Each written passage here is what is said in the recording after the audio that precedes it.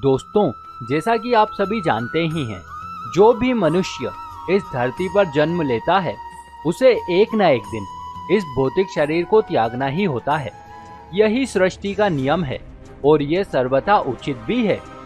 परंतु जब चर्चा किसी अवतार की मृत्यु की होती है तो वास्तुतः इसका अर्थ मृत्यु नहीं होता है, क्योंकि अवतार कभी मरते नहीं हैं। गीता में भगवान श्री कृष्ण ने कहा है कि जब जब धर्म की हानि होती है तब तक मैं उसकी रक्षा के लिए धरती पर अवतार लेता रहूंगा। लेकिन दोस्तों, यदि हम श्री कृष्ण की बात करें तो वे इस सृष्टि के नियमों से परे हैं। उन्होंने जितनी लीलाएं की है उतनी शायद ही किसी और ने की होगी। इसी संदर्भ में कहा जाता है कि जब भगवान कृष्ण की मृत्यु हुई थी तत्पश्चात उनका दाह संस्कार किया गया था, लेकिन तब उनके शरीर का एक अंग नहीं जला था।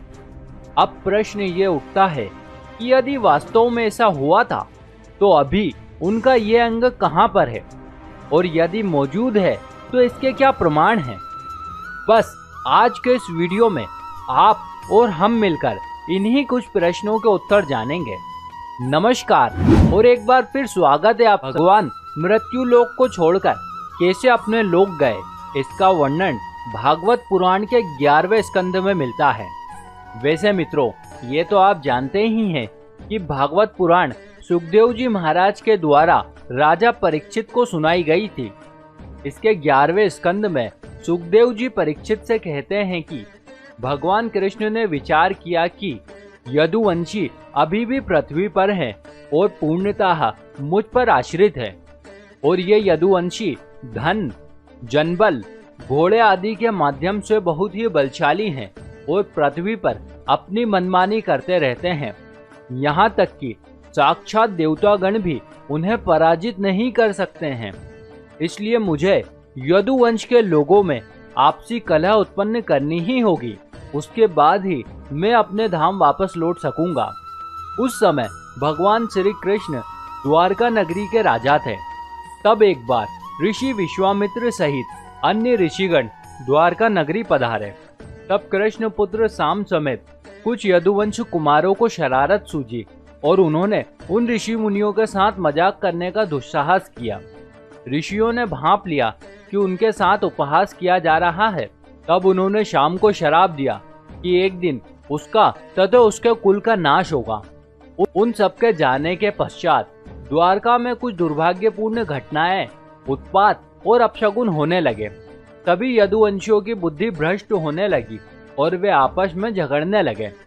इस लड़ाई ने इतना भयंकर रूप ले लिया कि सभी यदुवंशी मृत्यु को प्राप्त हो गए। इस प्रकार से ऋषियों द्वारा दिए गए श्राप के कारण यदुवंश का नाश हुआ। साथ ही गांधारी द्वारा दिया गया श्राप भी पूरा हुआ। यह श्राप उन्होंने महाभारत युद्ध में अपने पुत्रों की मृत्यु से शोकाकुल होकर श्री कृष्ण को दिया था। इस घटना के पश्चात बलराम जी चिंतन में लीन हो गए और ध्यान में रहकर ही उन्होंने अपने भौतिक शरीर को त्याग दिया। कुछ समय पश्चात भगवान श्री कृष्ण एक पीपल के वृक्ष के नीचे बैठकर सभी दिशाओं से अंधकार को नष्ट कर प्रकाशमान कर रहे थे। उस समय भगवान के बैठने की अवस्था कुछ ऐसी थी कि वे अपनी दाहिनी जांघ पर बायां चरण रखे हुए थे। उनके चरण कमलों की आभा रक्त के समान प्रतीत हो रही थी। तभी एक बहेलिये ने दूर से भगवान के श्री चरण कमलों को देखा, जो उसे हिरण के मुख के समान नजर आ रहे थे। उसने हिरण समझकर भगवान की देह को बाण से भेद दिया। इसके पश्चात भगवान अपने शरीर समेत भगवत धाम के लिए प्रस्थान कर गए। लेकिन अनेक मान्यताओं और लोक कथाओं के अनुसार पांडवों द्वारा उनके शरीर का अंतिम संस्कार करने का उल्लेख भी मिलता है। अंतिम संस्कार के समय उनकी देह पूरी तरह से जलकर पंचतत्व में विलीन हो गई, परंतु उनका दिल नष्ट नहीं हुआ और अंत तक जलता ही रहा। तब उनके हृदय को जल में प्रवाहित कर दिया गया। उनकी देह का ये हिस्सा राजा इंद्रद्युम्न को प्राप्त हुआ।